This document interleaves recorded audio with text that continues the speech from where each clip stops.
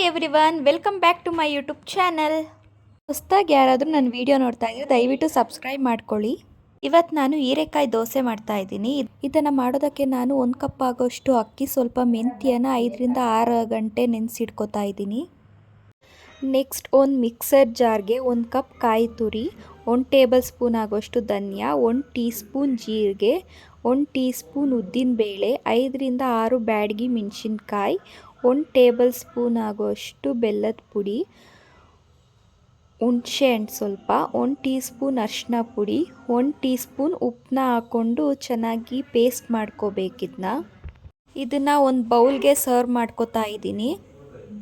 ಇದಕ್ಕೆ ದೋಸೆ ಹಿಟ್ಟನ್ನು ಸೇರಿಸ್ಕೊತಾ ಇದ್ದೀನಿ. ಆಗಲೇ ದೋಸೆ ಮಾಡೋದಕ್ಕೆ 5 ಅವರ್ ಅಕ್ಕಿನ ನೆನೆಸಿಟ್ಕೊಂಡಿದ್ನಲ್ಲ, ಅದೇ ಮಿಶ್ರಣ ಇದು. ಇದನ್ನು ಚೆನ್ನಾಗಿ ಮಿಕ್ಸ್ ಮಾಡ್ಕೋಬೇಕು. ಈಗ ಹೀರೆಕಾಯಿ ಸಿಪ್ಪೆ ತೆಗೆದು ಅದನ್ನು ಸಣ್ಣದಾಗಿ ಹೆಚ್ಚಿಟ್ಕೋತಾ ಇದ್ದೀನಿ. ಈಗ ದೋಸೆ ಹಿಟ್ಟಿಗೆ ಹೆಚ್ಚಿಟ್ಕೊಂಡಿದ್ವಲ್ಲ ಹೀರೆಕಾಯಿ, ಅದನ್ನು ಅದ್ದಿ ದೋಸೆ ತವಾ ಮೇಲೆ ಹಾಕೋಬೇಕು. ಇದು ದೋಸೆ ಶೇಪಲ್ಲಿ ಬರಬೇಕು. ದೋಸೆ ಶೇಪ್ ಬರೋ ಹಾಗೆ ಹಾಕೋಬೇಕು. ನೋಡಿ, ಈ ಥರ ವಿಡಿಯೋದಲ್ಲಿ ಕಾಣಿಸ್ತಿರೋ ಥರ ಅದನ್ನು ದೋಸೆ ಥರ ಹಾಕೋಬೇಕು. ನೆಕ್ಸ್ಟ್ ಒಂದು ಲಿಡ್ ಕ್ಲೋಸ್ ಮಾಡಿ 1-2 ನಿಮಿಷ ಬೇಯಿಸ್ಕೋಬೇಕು. ನಾವು ದೋಸೆ ಯಾವ ರೀತಿ ಮಾಡ್ತೀವೋ ಅದೇ ರೀತಿ ಮಾಡಬೇಕು. ಈಗ ಹೀರೆಕಾಯಿ ದೋಸೆ ಸವಿಯೋದಕ್ಕೆ ರೆಡಿ.